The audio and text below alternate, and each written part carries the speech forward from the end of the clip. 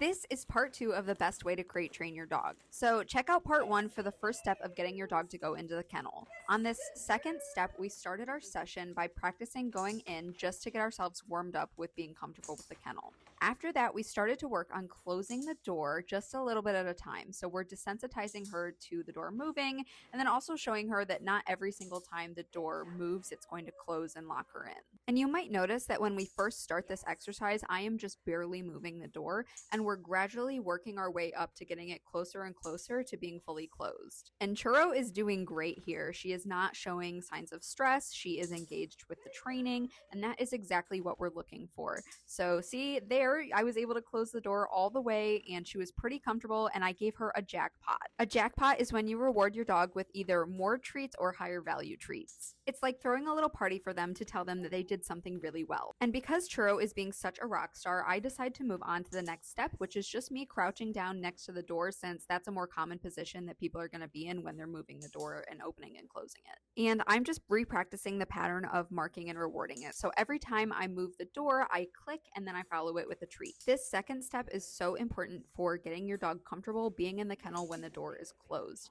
Now, in these beginning stages, it's important to never just close the door and lock your dog in there. We really want to focus on the training aspect of it before we expect them to be in there without us. And then as you can see here, she was really comfortable with the door closing all the way, so I decided to add in the movement of the handle. And so that makes a little bit different of a noise. You know, there's something different moving in the kennel. And so I always like to work on desensitizing this as well, just because it is another piece in the puzzle.